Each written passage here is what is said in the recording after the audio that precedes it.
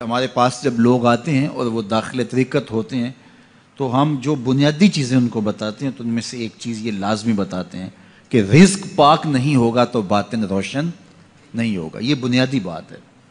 اگر رزق پاک نہیں ہے تو میرے حضور نے ارشاد فرمایا کہ ایک بندہ سفر کر کے کعبۃ اللہ کے صحن میں پہنچتا ہے اور کعبے کے پردوں کو تھام رہا ہے, وہ یمد یدیہ, اور لمبے لمبے ہاتھ کر کے کہتا ہے اے اللہ, لیکن اس کا کھانا حرام ہے, اس کا پینا حرام ہے, اس کا لباس حرام ہے, وہ غزیہ بالحرام, اس کو غذا حرام سے دی گئی ہے.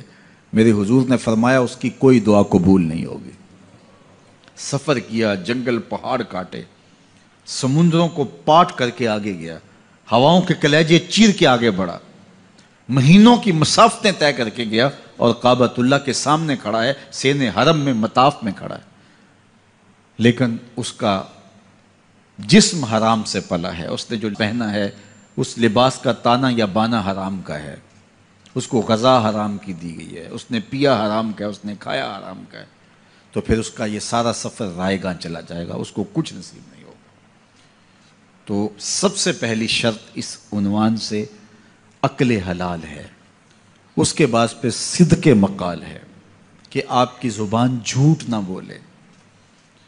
جب کوئی شخص جھوٹ بولتا ہے, روحانیات تو دور کی بات ہے, اللہ کے فرشتے اس سے 1 میل دور ہٹ جاتے ہیں. جب کوئی شخص جھوٹ بولتا ہے تو حدیث پاک میں آتا ہے اس کے منہ سے ایک خاص قسم کی بدبو نکلتی ہے. اس بدبو کو ہم نہیں سونگھ پاتے لیکن فرشتے سونگھ لیتے ہیں, چونکہ فرشتے انتہائی حساس مخلوق ہے, اور وہ جھوٹ کی وجہ سے نکلنے والی بدبو کو سونگھتے ہیں. اللہ نے حضرت امام اعظم امام ابو حنیفہ رضی اللہ تعالیٰ عنہ کو یہ بصیرت عطا کی تھی اور یہ باطنی نظر بخشی تھی کہ جب کوئی شخص وضو کرتا تھا تو اس کے وضو کے پانی سے پہچان لیتے تھے کہ یہ کس گناہ کا مجرم ہے. جب بندہ وضو کرتا ہے تو وضو سے ہاتھوں کے گناہ جھڑتے ہیں, منہ کے گناہ جھڑتے ہیں, تو وہ وضو کے پانی سے اس بات کو محسوس کرتے تھے. اللہ نے ان کو وہ بصیرت عطا کی تھی, لیکن انہوں نے اللہ کی بارگاہ میں عرض کی مالک مجھ سے یہ چیز چھین لے, یہ چیز مجھے نہیں چاہیے. لوگوں کے بارے میں جو ہے وہ ایسا گمان پھر پیدا ہوتا ہے. تو فرشتوں کو اللہ نے وہ حساس جو ہے وہ پاکیزہ وجود دیا, اور ان کی حس ایسی ہے کہ وہ بدبو جو انسان بولتا ہے اور لفظوں سے جو اثرات نکلتے ہیں وہ محسوس کرتے ہیں. تو جب کوئی شخص جھوٹ بولتا ہے تو اس کے جسم سے, اس کی زبان سے جھوٹ کے ساتھ بدبو نکلتی ہے. اللہ کے فرشتے 1 میل دور تک پیچھے ہٹ جاتے ہیں. تو مجھے بتائیے, جو شخص جھوٹ بولتا ہو کیا اسے کوئی روحانی مرتبہ مل سکتا ہے؟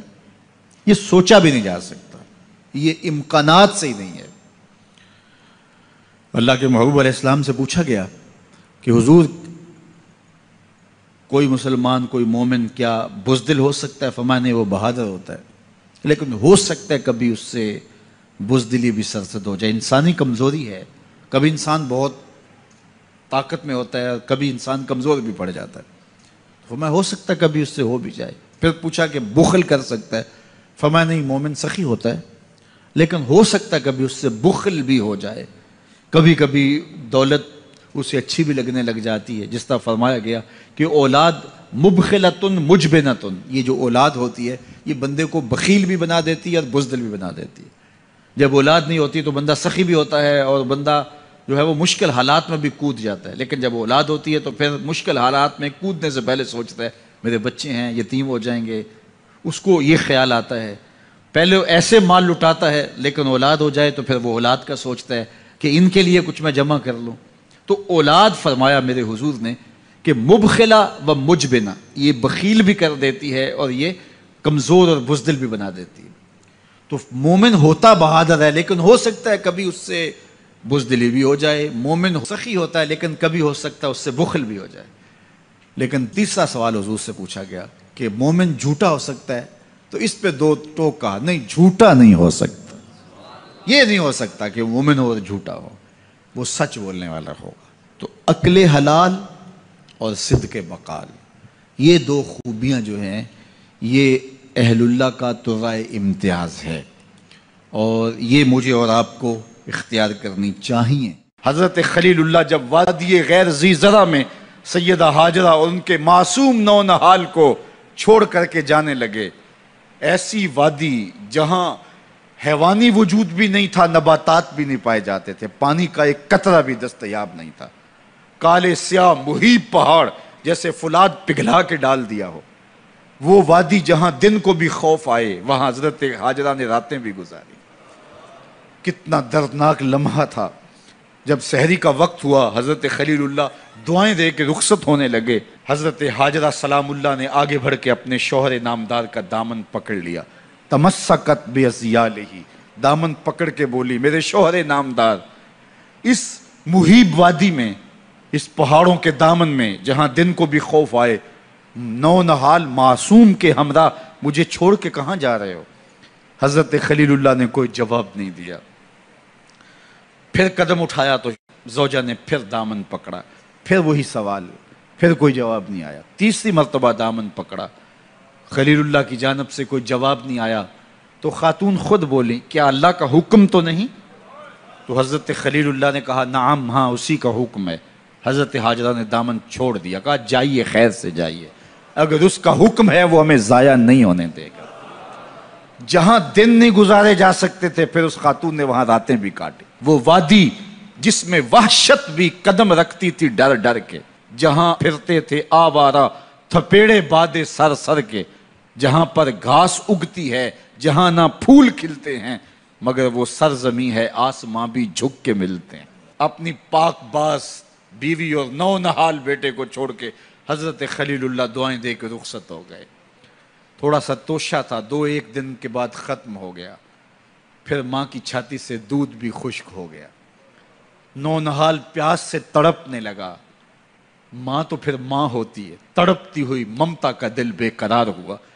ایک پتھر کے سائے میں معصوم اسماعیل علیہ السلام کو لٹایا اور پانی کی تلاش میں جبل صفا پہ چڑھی. اطراف میں آسمانوں کی طرف دیکھا، کہیں کوئی پرندے اڑتے دکھائی دیں اور پانی کا نشان ملے اور میں وہاں سے بیٹے کے لیے 2 بوند لے آؤں، لیکن کچھ دکھائی نہیں دیا.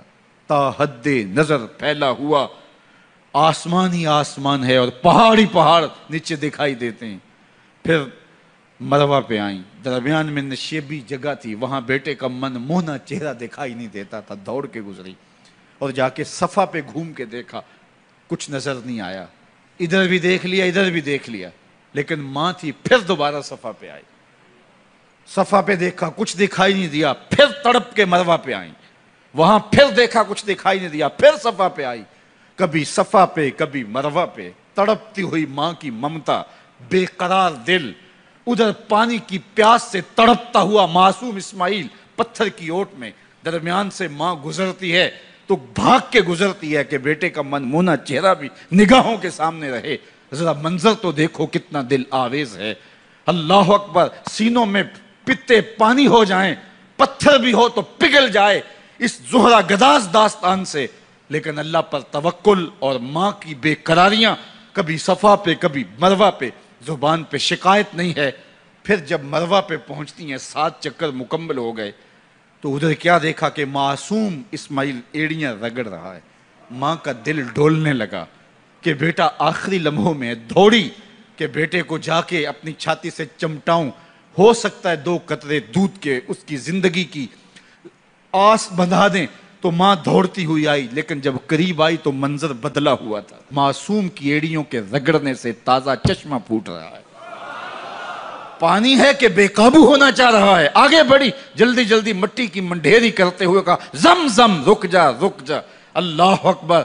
ہاجرہ سلام اللہ علیہا نے حضرت اسماعیل کی محبت اور اپنے رب پر توکل کی انوکھی اور البیلی داستان رقم کی. کہا، ہاجرہ تو نے بھی حد کر دی، لیکن قیامت تک تیری راہوں کو بھی جلوہ گاہ بنا دیں گے.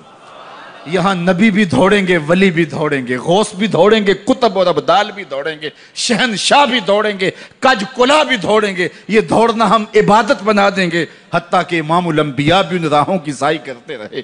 عجیب رنگ، عجیب منظر اور عجیب کیف کا عالم. اچھا، یہاں رک کے ایک بات کرنا چاہوں گا، اگر آپ کی توجہ ہو. جہاں حضرت ہاجرہ دوڑیں اور ان کے مبارک قدم وہاں لگے اور لگ کے ہٹ گئے، عارضی نسبت ہے، مستقل نسبت نہیں ہے. جہاں ان کے قدم لگ کے ہٹ گئے وہ جگہ تو جلوہ گاہ بن گئی، اور جہاں حضور خود جلوہ فرما ہیں وہ گنبد خضرا جلوہ گاہ کیوں نہیں ہو سکتا ہے؟ اب یہ پانی جہاں حضرت اسماعیل کے قدم لگے، یہ پانی دنیا کا عظیم ترین پانی ہے، اور پھر اس کا پروٹوکول یہ ہے، اس کو کھڑے ہو کے پیا جاتا ہے۔ یار یہاں بھی رک کے ایک بات کہہ دوں، حضرت اسماعیل کے قدموں کو چھونے والے پانی کا پروٹوکول ہے کہ اس کے لیے کھڑے ہو جائیں، اور حضرت اسماعیل مسجد اقصیٰ میں جس کے پیچھے کھڑے ہو کے نماز پڑھتے ہیں، اس امام کے لیے کھڑے ہو کے مصطفیٰ جان رحمت پہ لاکھوں سلام پڑھ لیں تو اس میں شرک کہاں سے آ جائے گا؟ تو یہ تکریم ہے، یہ عزت ہے اس پانی کی کہ اس نے حضرت ذبیح اللہ کے قدم چھوئے ہیں۔ تو یہ سارا حج، اللہ اکبر، ہمیں ہمارے ماضی سے جوڑتا ہے۔